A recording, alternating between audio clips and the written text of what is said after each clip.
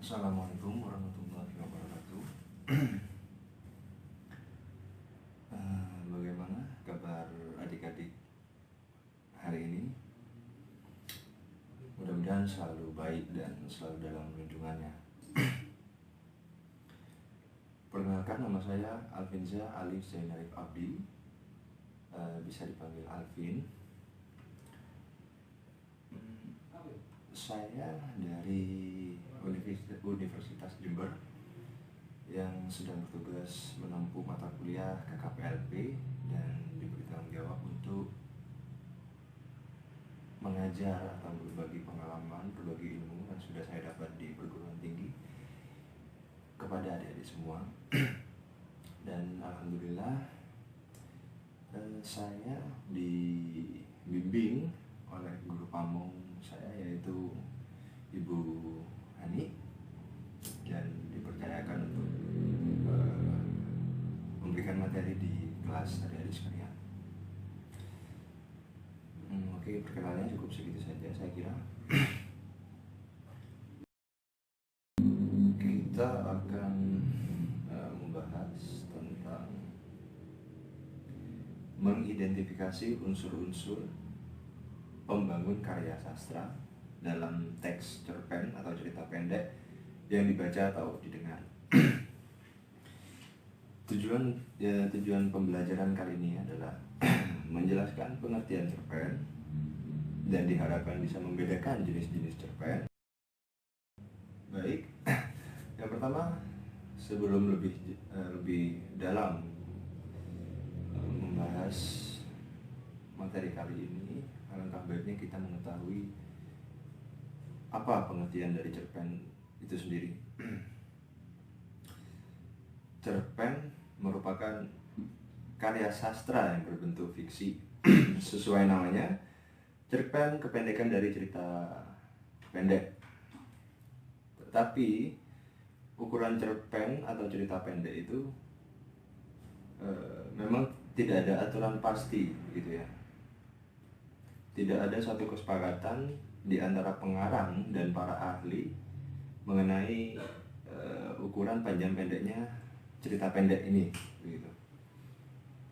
Nah, di sini juga disebutkan dalam teori pengkajian fiksi karangan Burhan Nurgiantoro bahwa cerpen adalah sebuah cerita yang selesai dalam sekali duduk. Itu kira-kira berkisar antara setengah sampai 2 jam. Di sini juga ada menurut Habib Yasin, cerpen itu sendiri adalah sebuah cerita singkat yang harus memiliki bagian terpenting, yaitu seperti perkenalan, pertikaian, dan penyelesaian, gitu.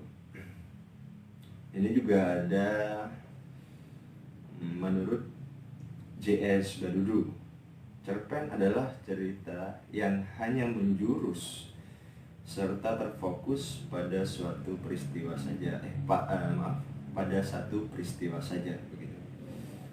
Nah, saya kira adik-adik sudah bisa mendefinisikan atau mengambil kesimpulan dari beberapa pengertian yang disampaikan oleh para ahli tersebut.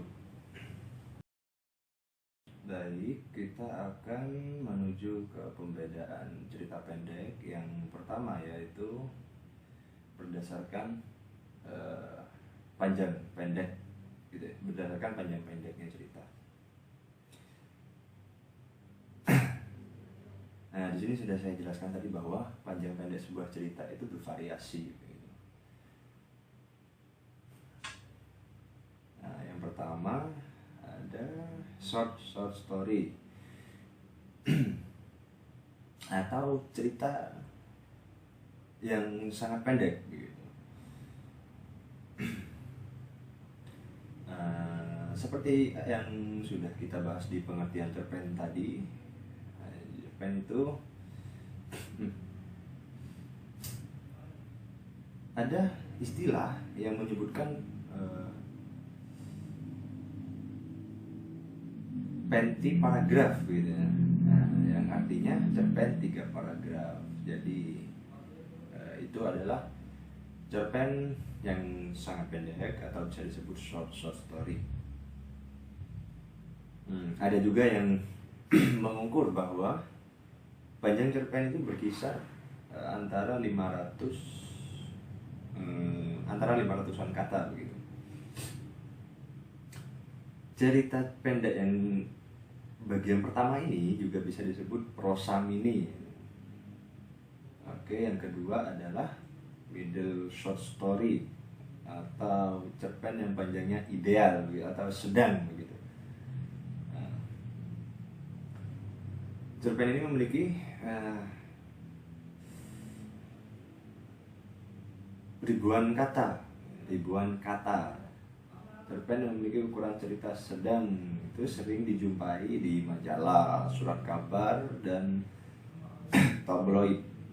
Kalau sekarang ini mungkin sudah banyak di media sosial seperti webtoon, YouTube, dan Instagram, bahkan mungkin sudah ada di mana-mana kalau sekarang. Nah, dan yang terakhir ini adalah long short story. Itu cerita cerpen.